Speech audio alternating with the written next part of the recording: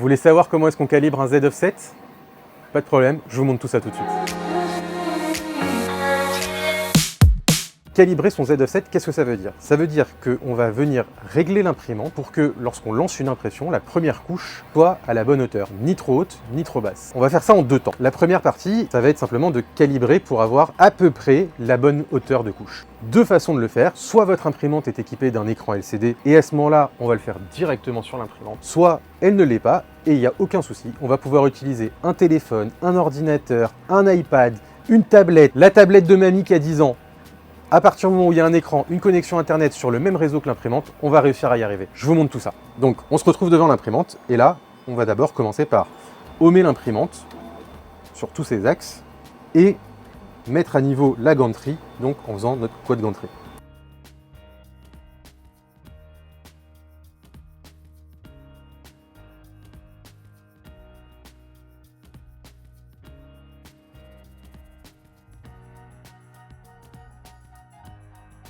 Une fois que c'est fait, on va donc aller sur les réglages pour pouvoir lancer notre calibration du Z offset. Et pour ça, on va aller sur Z Calibrate et cliquer sur Start. À partir de là, on va avoir besoin d'un élément incroyable, très compliqué à fournir, une feuille de papier. Pourquoi? Parce qu'en fait, techniquement, l'épaisseur de la feuille, c'est 0,2 mm, à savoir une hauteur de couche. On va venir la placer en dessous du nozzle et on va baisser le nozzle par différentes distances jusqu'à ce que ça vienne frotter mais qu'on puisse toujours bouger le papier.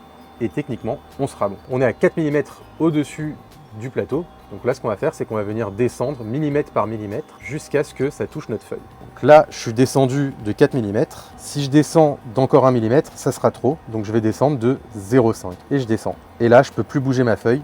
Donc je suis trop descendu, on va remonter millimètre par millimètre jusqu'à ce que je puisse de nouveau bouger la feuille. Voilà, là je peux même encore un peu trop, donc ce qu'on va faire c'est que on va descendre légèrement le nozzle par dixième de millimètre. Là je peux plus bouger, donc on va remonter encore un tout petit peu et on aura notre chiffre. Voilà, là ça frotte, mais je peux encore bouger. À ce moment-là, il ne nous reste plus qu'une seule chose, c'est de valider ici. Je vous ai montré comment est-ce qu'on faisait pour calibrer son Z offset depuis une imprimante qui est équipée d'un écran LCD. Maintenant, je vais vous montrer la même chose, mais quand on n'a pas d'écran LCD, rien de compliqué, un ordinateur, et on va simplement utiliser l'interface web de notre imprimante qui est sous Klipper. On se retrouve maintenant devant l'interface web. Bien évidemment, l'imprimante n'étant pas loin, on va devoir utiliser la même technique, sauf que au lieu d'envoyer les commandes pour descendre ou monter le nozzle avec l'écran, on va simplement le faire avec notre interface web.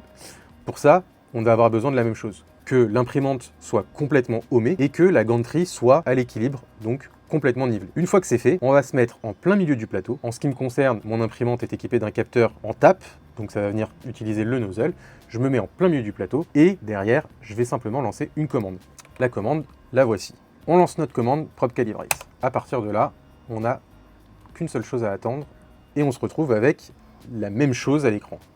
Comme vous le voyez, je vais pouvoir baisser ou relever le nozzle, soit directement d'1 mm, un dixième de millimètre, et les valeurs inférieures. À partir de là, c'est exactement la même chose. On va devoir descendre et vérifier jusqu'à ce que ça frotte, mais sans empêcher le papier de bouger. Voilà, à partir de là, une fois que c'est terminé, vous cliquez sur accepter et c'est terminé. Une fois que c'est terminé et que vous avez réussi à définir votre Z offset, seule chose qu'il vous reste à faire, c'est Save Config, valider. C'est terminé, c'est enregistré. Et si vous voulez en être sûr, il suffit simplement de se rendre dans le printer CFG tout en bas et vous aurez le Z offset qui est défini à la valeur qu'on avait déterminée. Ça, vous n'y touchez pas, ça s'enregistre automatiquement lorsque vous faites le Save Config. On a calibré le Z offset. En revanche, maintenant que ça c'est fait, que vous allez vouloir, c'est avoir une première couche parfaite.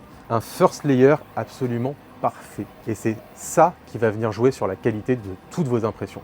Mais ça, c'est la prochaine vidéo.